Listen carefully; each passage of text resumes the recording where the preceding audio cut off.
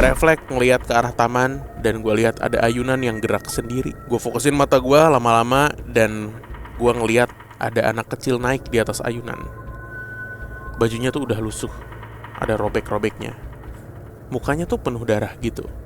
Dan sambil ketawa dia ngomong, "Yuk main, katanya nyariin aku." Gue dan cewek gue sama-sama denger dan kaget. Dulu sekitar tahun 90-an pernah ada rumor tentang seorang siswi di sekolah itu yang hamil oleh pacarnya sendiri.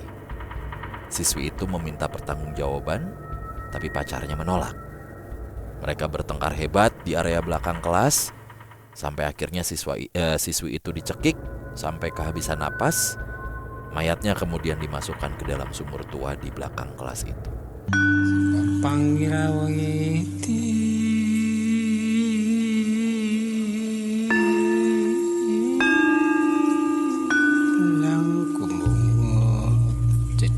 Panggawa parawanggati sajawandang kalawana bengke. Assalamualaikum warahmatullahi wabarakatuh. Shalom, Om Swastiastu. Namo Buddhaya. Salam kebajikan. Selamat datang kembali di podcast Malam Kliwon episode 686. Yeay, selamat pagi, siang, sore teman Kliwon dimanapun Anda berada. Semoga sehat selalu dan lancar rezekinya ya. Amin. Kita mau ngingetin lagi buat teman Kliwon yang pengen jadi narasumber di PMK, silakan langsung kontak nomor di bawah ini. Yes, mantap. Malam hari ini spesial banget di studionya podcast Malam Kliwon, ramai banget. Rame guys, lihat sekali. tuh, dari kanan, dari kiri. Ada yang datang jauh-jauh, they come overseas from Australia to Indonesia to watching us. Anjay, ada yang dari Perth, ada yang dari Pecenongan. Bener-bener. Iya, sebegitu berjaraknya ternyata ya. Ya. Sangat besar spektrum pendengar PMK. Yes. Dan malam hari ini kita mau ngelenong aja kalau gini ya. Nggak usah gitu. Banyak penonton. Karena yang nonton ada orang luar negeri, orang bule. Today we are going to Use English. use English to read our story. Mati And aja lu. First story coming from Gitu. Nggak bisa, kita belum bisa bahasa Inggris nih. TOEFL kita tuh kalau nggak salah kemarin 1. 70. 1. Iya gitu dah. Oke, ini kita mau bacain cerita seperti biasa kiriman dari teman Kliwon. Dan cerita pertama ini datang dari Bandung. Oh, Kisah tentang hantu di Jalan Asia Afrika. mungkin kita kasih tahu dulu konteksnya. Oh iya, pas banget ya. Kalau di minggu nanti itu adalah hari peringatan Konferensi Asia Afrika di Bandung. Ini salah satu momen yang bersejarah untuk Betul. Republik Indonesia setelah merdeka ya. Dan di momen ini akhirnya Indonesia lewat Bung Besar. Wah, Siapa tuh Bung Besar? Bung Karno. Betul. Akhirnya bisa dipandang tidak lagi sebagai negara ketiga ya gitu. Penyelenggaraan KTT ASEAN, bro. Betul, pokoknya konferensi ini tuh akhirnya mengukuhkan peran Indonesia di dua benua itu ya, di Asia dan Afrika sebagai sosok pemimpin. Nah, kalau sekarang gimana bro? Nah, apa Big Bung? Dan banyak banget rentetan historinya. Salah satunya tol Cipularang itu dibuat kan kalau nggak salah ya untuk nggak tahu gue. waktu penyelenggaraan KTT ASEAN juga ya, kalau nggak salah ya. Tolong dikoreksi kalau kurang tepat ya. KTT ASEAN tuh beda sama KAA. Oh KAA, ini KAA bro. Ini KAA. KAA, ya. Gitu. Oke, cerita pertama ya. Halo, kenalin nama gue Akbar dan ini nama samaran. Dan pacar gue sebut aja Jenny. Ini juga nama samaran. Gue mau sedikit cerita tentang pengalaman gue yang menurut gue cukup menarik dan buat gue lumayan trauma pergi ke Bandung. Hampir 5 tahun lamanya. Jadi tahun 2019 gue ke Bandung untuk pertama kalinya. Naik motor bareng pacar gue. Oh, dia dari Bogor nih ke Bandung naik motor. Dingin.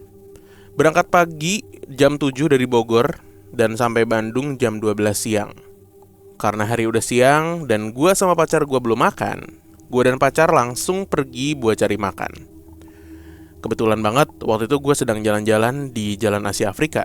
Dan di sepanjang jalan itu sedang ada bazar makanan. Gue jalan bareng pacar gue sambil ngeliat ke kanan dan ke kiri nyari makanan, sambil ngobrol lah gitu. Tiba-tiba pacar gue nyeletuk, "Peter CS ada di sini nggak ya?" Sambil dia ketawa-tawa tuh. Gue ikutan ketawa. Peter CS tuh ini ya, hantu yang di Junarisa ya. Nah, beberapa menit kemudian, gue dan pacar gue merasa ditabrak anak kecil yang nyebrang di depan gue.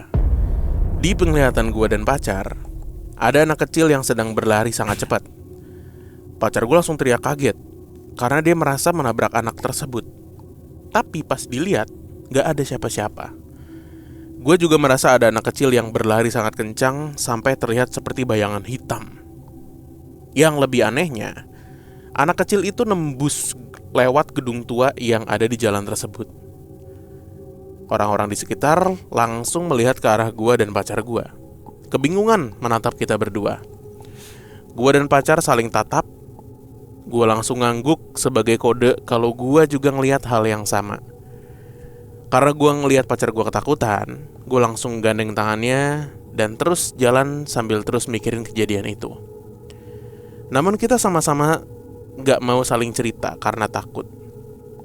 Setelah makan, gue dan pacar mutusin buat muter-muter keliling Bandung dan pergi ke gedung sate. Waktu itu menunjukkan kira-kira pukul 4 sore. Karena kita gak tahu daerah Bandung, kita pakai Google Maps. Di perjalanan menuju gedung sate, Maps di HP gue error dan kita berhenti di tempat yang banyak pohon besar. Ada taman, tapi tempatnya benar-benar sepi. Hanya ada beberapa orang yang melintas. Gue lihat jam, udah jam 5 sore, yang seharusnya tuh masih terang. Tapi suasana di jalan itu bener-bener gelap dan sangat mencekam. Pacar gue terus nanyain ke gue buat periksa lagi Google Maps-nya, karena dia juga ngerasain hal yang sama. Setelah Maps bisa digunakan lagi, gue lanjutin perjalanan. Tapi setelah jalan kurang lebih 10 menit, gue dan pacar gue sampai di tempat yang sama lagi, persis di depan pohon besar dan taman yang sama. Gue bener-bener kaget karena gue ngerasa maps yang gue pilih itu udah bener.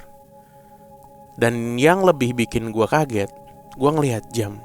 Ternyata masih jam 5 sore. Sambil terus buka HP dan ngeliatin Google Maps, tiba-tiba dari arah taman, gue ngedenger suara anak kecil ketawa, cekikikan gitu. Gue berusaha gak dengerin, tapi semakin gue mencoba untuk gak denger, suaranya semakin jelas. Gue bilang ke pacar gue, "Kamu denger gak?" Dia langsung jawab, "Iya, aku juga denger." Gue refleks ngeliat ke arah taman dan gue lihat ada ayunan yang gerak sendiri. Gue fokusin mata gue lama-lama dan gue ngeliat ada anak kecil naik di atas ayunan. Bajunya tuh udah lusuh, ada robek-robeknya. Mukanya tuh penuh darah gitu. Dan sambil ketawa, dia ngomong, "Yuk main, katanya nyariin aku." Gua dan cewek gua sama-sama denger dan kaget. Tanpa mikir panjang, gua langsung nyalain motor dan ngebut menjauh dari tempat itu, sambil terus istighfar dan baca surat pendek yang gua hafal. Alhamdulillah setelah jalan lumayan jauh, gua ngedenger suara azan maghrib dan gua tiba di jalan utama. Perasaan gua lumayan tenang. Gue langsung lihat jam, dan jam di tangan gue udah jam 8 malam. Dan azan yang gue denger itu ternyata azan Isya, bukan maghrib. Gue sama cewek gue bener-bener lemes banget, karena gue ngerasa kejadian tadi cuma beberapa menit aja loh. Akhirnya tanpa pikir panjang, gue langsung mutusin buat buru-buru balik ke hotel dan batalin rencana gue untuk ke gedung sate. Sekian dan terima kasih. Oke, ini cerita Akbar dan pacarnya, Jenny. Liburan ke Bandung, naik motor. Tuh, cik, dari Bogor aja 6 jam. Naik motor. Iya, dari Jakarta ngitung naik motor 2,5 jam, keren bener. Motor ente setara si RV. Aneh banget orang. Motor ente City Trans apa gimana? Mobil travel. Iya, tapi ya kalau ngomongin Jalan Asia Afrika tuh, kalau malam ya udah sepi gitu, untuk teman-teman yang gua nggak tahu sih yang bisa ngerasain atau enggak, magisnya berasa banget, Pak. Apalagi lampunya pas masih kuning-kuning. Lah sekarang juga masih kuning. Emang masih? Masih kuning Asia Afrika. Gue pikir udah ganti pada putih gitu. Dari ujung jalan yang hotel apa namanya yang Charlie Chaplin pernah nginep di situ sampai Aduh, hotel Bancai, apa ya? sampai apa? Penjara Bancai. Itu tuh Bentar. aura apa ya? Aura kota lama. Aura kota lamanya dengan sejarah-sejarahnya tuh nempel banget gitu. Kan ada tulisannya PD Baik juga tuh ya di tembok. Betul. Hotel Coba Prenger. hotel Sekarang Jalan Grand Asia Hotel Prenger. Jalan Asia Afrika. Ini kan. Nah itu Savoy tuh, Iya dulu. bener kan? Bukan. Dulu Prenger berarti ya? Apa gimana? Nggak tahu lah. Gitu. Kental banget. Sama kayak di kota tuanya Jakarta sebenarnya. Kalau udah malam lo sendiri duduk di tengah gitu, serem. Serem copet. Serem diangkut saber. Serem Serem. diangkut Intel. Iya. Ngapain sendirian di sini? Hah? Ngapain duduk di sini nih? Kok bandar kamu ya? Bandar kamu. Bandar apa sih? Bandar Lampung kalau nggak salah. Oh, iya, orang bener. orang Iya, sono bener. dia. Iya, Kebetulan deket metro. Di kota lama Semarang juga sama sih. Kayaknya buat gua semua nuansa kota-kota yang peninggalan kolonial tuh vibes-nya mirip sih. Lampunya karena masih kuning-kuning gitu loh. Sama bangunan sih, Le. Iya, Efek bangunan udah itu. Kayak yang di Semarang tuh Gajah Belenduk ya? Apa sih? Kok Gajah Belenduk? Goblok mah di Dufan dah. Kok Gajah Belenduk? Apa sih? Gajah duduk. Aneh banget. Enggak. Bisa gak sih Gereja. gajah duduk tuh bisa gak sih ya? Gue sampai mikir loh, gajah disuruh duduk. Kok ada orang bikin brand gajah duduk gitu ya? Keren. Pernah lihat berarti dia tuh. Lagi di Taman Safari. Kan nyetir ya? Dia tuh Kudanil oh kasih semangka tuh pas di area gajah. Lah ada yang duduk. Satu. Ini Makan pisang goreng lagi. visioner. Ini loh, Le. Belenduk, gereja Belenduk. Oh. Gajah Belenduk goblok. Ini. Oh iya. Nah, ini kan di kota lama nih. Ya bangunan tua itu kan memang secara nggak langsung kalau kata teman-teman kita yang sering ngasih informasi, teman-teman ya bukan kami sih, paling teman-teman juga. Energi yang terkumpul di bangunannya tuh loh katanya tuh dengan segala ceritanya. Itu nih kayak gelas ini nih. Nanti kalau udah 100 tahun lagi serem nih gelas nih. Iya, Menyimpan energi goib ini. berpotensi Segala- bikin orang tetanus kalau keinjek sih. Satu tahun. Segala cairan udah ada soalnya di sini. Bener. Jangankan cairan. Udahlah. Oke, tadi ke cerita ya. Berarti diarahin ke tempat bermainnya Peter CS gitu. Iya. Peter CS tuh CS-nya siapa aja sih? Imral. Anang. Anang Ma'ruf. Ya kan? Enggak Siapa aja sih sebenarnya? CS-nya Peter. Temen tuh nih. Peter ya? Iya, Nggak teman-teman tahu gue, Peter. lu nih pada siapa? nonton kan? Petruk apa ya? Gareng. Peter, Imral, Anang. Hah? Jason. Jason. Inikah rasanya Jason? Hendrik. Hendrik. Ceper. Hah? Johnson. Ini orang mana sih? Orang Belanda dia katanya. Iya kalau kata Risa kan gitu ya. Peter, siapa tadi? Hendrik, Hans, Kokolomel. Hah? Hans sama Jansen. Hans Petersen Sun Kun. Itu orang VOC. Oh iya. Dia berempat tuh berarti tuh. Oh ada 6. Oh rame juga tuh Peter CS ya. Klub futsal kalau nggak salah dulu ya. Satu. Lo kan join klub padel. Heeh. Dulu di kuliah pasti join klub futsal ya. Betul ya. Lo kepikiran gak sih join klub renang? Ya kali pengen. Let's go. Ya ada juga Le banyak. Ya banyak teman gua dulu atlet klub renang. Tapi kan klub renang kan simpel bawaannya cuma kresek. Sama Emeron. Iya sama Mikota. Sama Mikot. Klub renang. Bawaannya cuma kresek. Buat celana dalam basah. Anjing banget. Iya, lu bawa padel banyak banget bawaannya. Main bola juga banyak. Namanya renang telanjang ya. Kagak pakai baju. Simple. Paling buat tutup kepala tuh yang karet. Ya bisa. Kresek doang. Sama sampo saset. Dongo. Iya. Ya, itu tadi lah Peter CS. Tapi anak Iya. kecilnya berarti nggak tahu tuh, nggak dijelasin. Nah, matinya kenapa gitu. Nggak tahu sih. Cuma asumsinya dia tuh kayaknya gara-gara mereka bercanda. Kalau kita di sini ketemu Peter CS nggak ya gitu. Teh Risa collab dong, Teh Risa sama Sama siapa kek? PMK. Sama kita. Iya. Waktu itu kan hampir. Iya, Teh Nggak Risa. jadi tuh bulan puasa. Bener. Kita keren loh, bener. Daripada Jual diri dah. Iya. Kita kan juga pengen bikin Danur sampai 7 film. Nah, daripada kita bilang kreator UMKM mulu, kita keren, Iya. benar. Kita keren kok. Keren Percayalah. kita. Bentar lagi kita ke Singapura sama Sydney. Udah ada yang ngomong tuh tadi Iya. orang Perth. Mendingan sekarang aja collab, kalau nanti kita gede dan besar. Makin susah coy kalau kalau kita udah ternama nih, udah di sini nih. Lu akan susah ngajak collab kita. Mending sekarang nih mumpung masih kecil. Udah nggak di sini, Bro. Oh gila bro. Kita ke Singapura coba. Asli. Ke Sydney. Seadanya deh, sama Dencil dia aja katanya. Sama dia tuh tadi tuh. Ikut dia tuh. Iya ikut ya. Amin. Kalau kita mah segala yang ada pada diriku.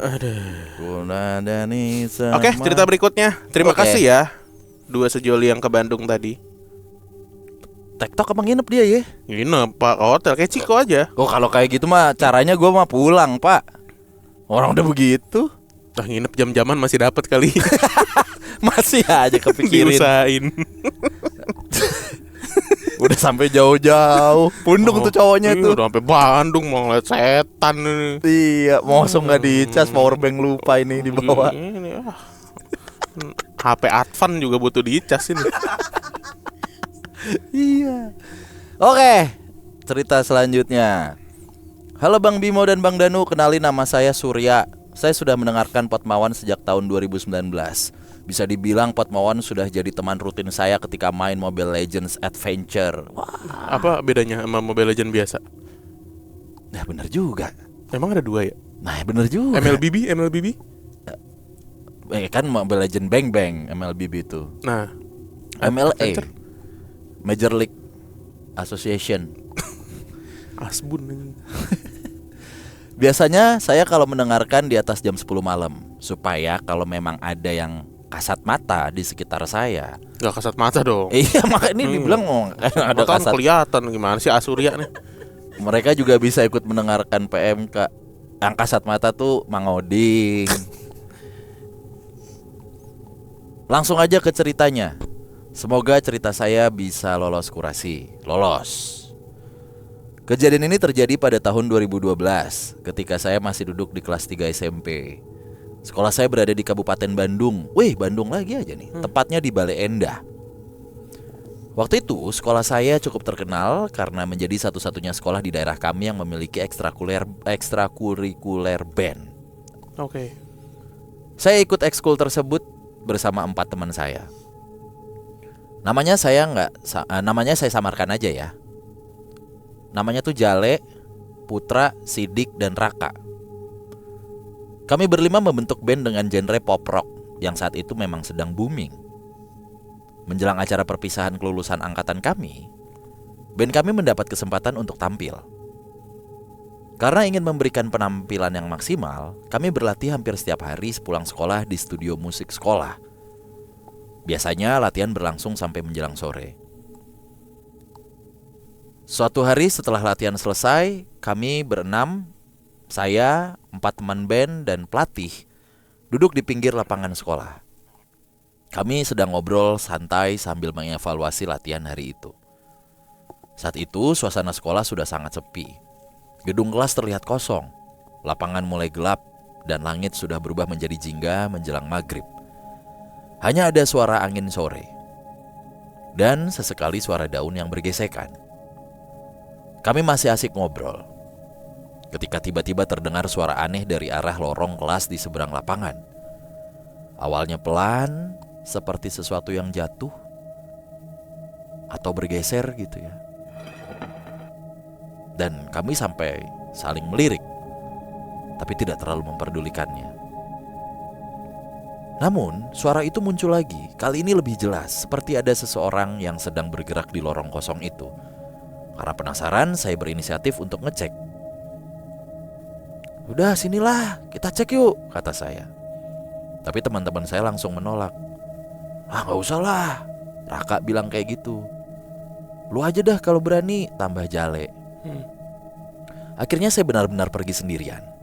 Lorong itu cukup panjang dan terasa lebih gelap dari biasanya. Beberapa lampu sudah mati dan cahaya yang masuk hanya sedikit dari jendela di ujung lorong. Langkah kaki saya terdengar bergema di sana. Cetok, cetok, cetok. Saya mulai ngecek satu persatu ruang kelas, mengintip lewat jendela. Tidak ada siapa-siapa, semua pintu tertutup rapat. Lorong itu benar-benar kosong. Setelah memastikan tidak ada apa-apa, saya kembali ke lapangan dan memberitahu teman-teman bahwa di sana aman. Namun, baru beberapa menit kami kembali mengobrol, tiba-tiba suara teriakan wanita terdengar keras dari arah lorong itu. Bukan sekedar teriak, tapi seperti teriakan seseorang yang sedang asik kesakitan. Atau sedang kesakitan ya. Diralat. Atau bahkan teriakannya tuh merefleksikan sebuah ketakutan. Kami semua langsung terdiam. Bulu kuduk saya merinding. Saya menoleh ke teman-teman. "Kalian dengar juga kan?" Tanya saya pelan. Mereka semua mengangguk. Bahkan pelatih kami juga terlihat tegang. Anehnya, setelah beberapa detik, kami justru mencoba mengabaikan suara itu. Entah kenapa di dalam hati kami semua merasa bahwa suara itu bukan suara manusia. Kami mencoba melanjutkan obrolan, tapi suasana sudah berbeda. Langit semakin gelap, angin mulai terasa lebih dingin, dan rasa penasaran perlahan mulai mengganggu pikiran kami. Ketika kami akhirnya memutuskan untuk pulang, kami sengaja melewati depan lorong itu sekali lagi. Baru saja kami mendekatinya, terdengar suara lain nih, yaitu adalah tangisan. Suaranya pelan, seperti seorang wanita yang sedang menangis tertahan. Suara itu berasal dari dalam lorong. "Kang, ke lorong dulu yuk. Takutnya beneran ada orang," kata saya kepada pelatih. "Bad feeling orang mah," kata Jale dengan wajah pucat. "Udah weh, kita balik aja," sahut Raka. Sementara Putra dan Sidik hanya diam. Akhirnya pelatih kami berkata, "Ya udah, kita cek bareng-bareng." Kami pun berjalan perlahan memasuki lorong itu. Anehnya, saat itu saya langsung merasa merinding. Padahal sebelumnya saya sudah masuk sendirian dan tidak merasakan apa-apa. Tapi sekarang suasananya terasa berbeda. Lorong itu terasa lebih dingin, dan suara tangisan itu terdengar semakin jelas. Kayaknya dari sini deh," kata Jale. Dia menunjuk ke arah sebuah sumur tua yang sudah tidak terpakai. Sumur itu sudah ditimbun dengan bebatuan. Di depan sumur itu ada satu ruang kelas.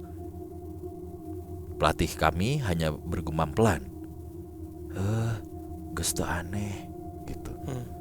Saya pun berjalan mendekati jendela kelas tersebut. Perlahan saya mengintip ke dalam. Dan disitulah saya melihat sesuatu yang sampai sekarang masih teringat jelas. Di atas sebuah meja di sudut kelas, ada seorang wanita yang sedang menangis. Dia mengenakan seragam sekolah. Seragam yang sama seperti yang saya pakai saat itu. Perlahan wanita itu mengangkat kepalanya dan menatap langsung ke arah saya. Wajahnya dipenuhi darah. Bajunya seperti telah disobek. Dan dari bawah rok seragamnya, darah terus menetes ke lantai. Tatapannya kosong, tapi juga sangat tajam. Saya ingin berteriak, tapi tubuh saya kaku. Suara saya tidak keluar. Sementara teman-teman saya masih sibuk melihat ke arah sumur dan sekitar lorong.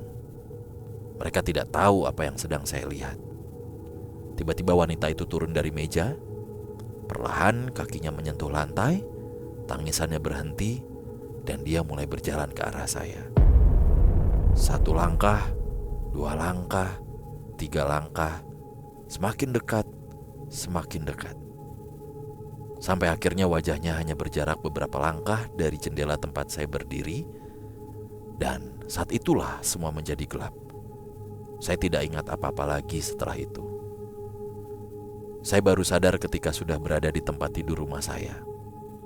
Di sekitar saya ada kedua orang tua saya, teman-teman band saya, dan juga pelatih kami. Menurut cerita pelatih, saya tiba-tiba pingsan saat berdiri di dekat sumur itu. Setelah kejadian itu, pelatih kami akhirnya menceritakan sesuatu. Katanya, dulu sekitar tahun 90-an pernah ada rumor tentang seorang siswi di sekolah itu yang hamil oleh pacarnya sendiri. Siswi itu meminta pertanggungjawaban, tapi pacarnya menolak. Mereka bertengkar hebat di area belakang kelas, sampai akhirnya siswi itu dicekik sampai kehabisan napas. Mayatnya kemudian dimasukkan ke dalam sumur tua di belakang kelas itu. Sumur yang kedalamannya hanya sekitar 5 meter. Setelah itu sumur tersebut ditutup dengan batu dan tanah, agar tidak ada yang mengetahui kejadian itu.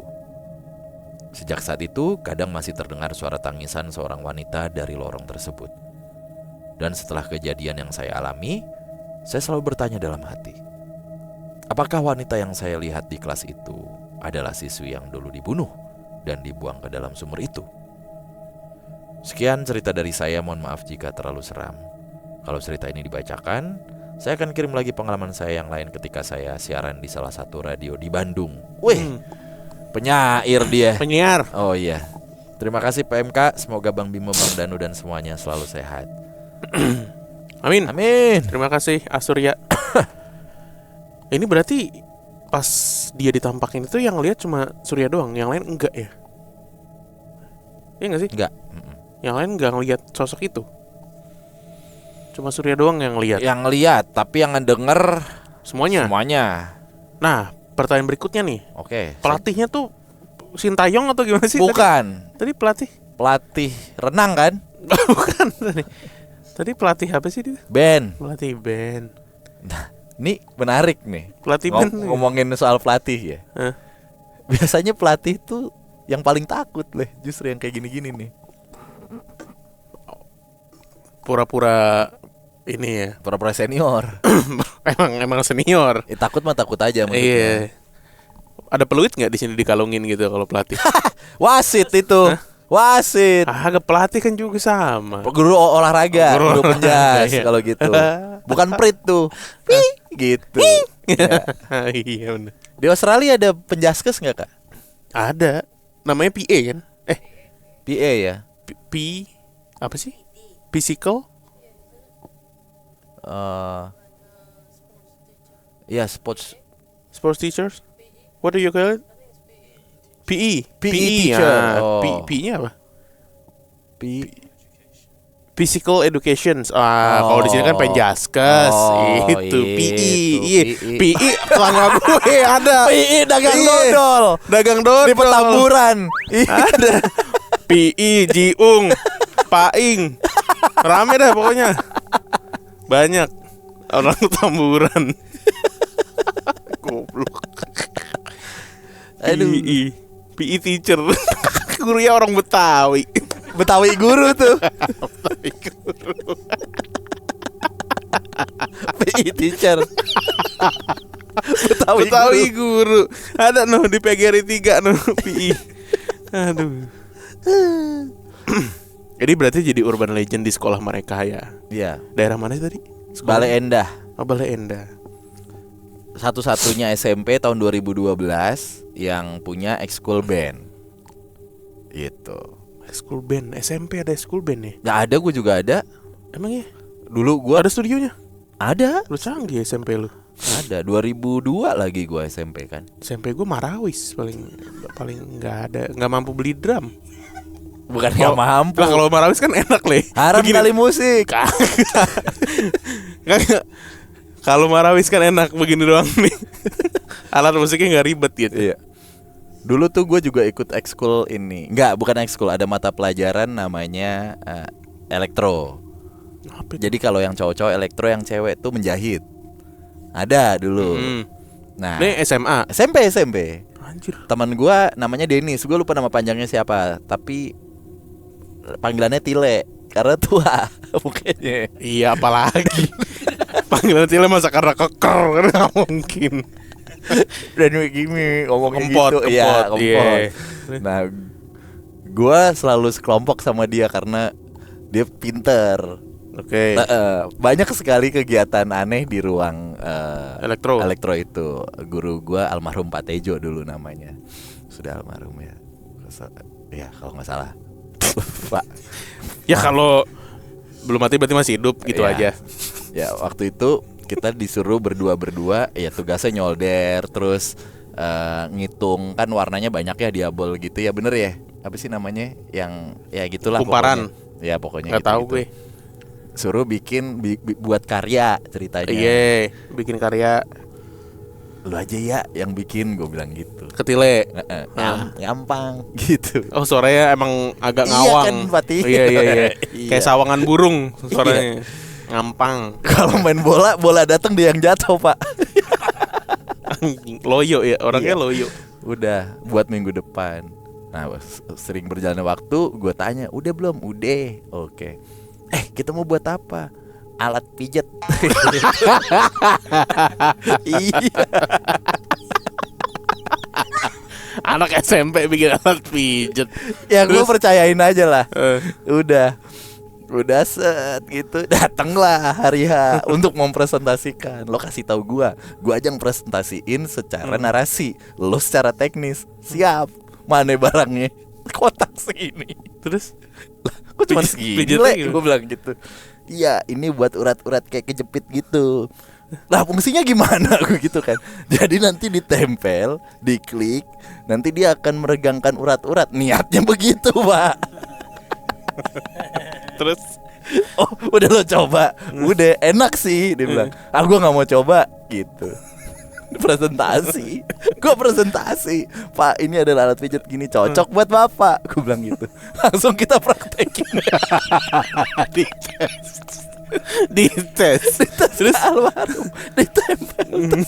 Ternyata alat buat nyetrum. Mengalirkan listrik. Terus Gua apa nih gitu. Katanya alat pijat. Terus kan gue udah kata lo apa nih. Iya kan buat ulat-ulat yang rumpel nih enak. enak. Alat kejut polisi anjing. Terus jadi kayak alat buat gitu. Cuman mungkin harusnya dayanya nggak segede itu kali. dayanya masih gede Harusnya. gitu kayak buat lo akhirnya hangat tapi kayak ada aliran-aliran listrik Iya gitu buat loh. peredaran darah kan. Niatnya bagus, hitungannya salah. Jadi kegedean itu voltasenya kali. Kayaknya Tile juga pernah meledakkan ruangan. Bikin satu barang Kayak Mr. mati Bean. lampu. Kayak Mr. Bean. Oke, berarti itu mungkin yang akhirnya menyebabkan dia sekarang menang Nobel ya.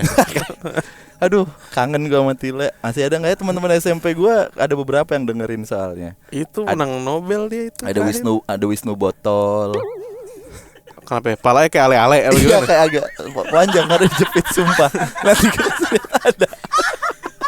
Palanya kayak leher botol. Oh di atasnya ada Fresti gitu ya. Enggak. Aduh banyak lah. Udah oke lah. Iya. Itu aja. Terima kasih teman-teman yang sudah denger dan nonton. Kita ketemu lagi di episode berikutnya ya. Dadah. Dadah.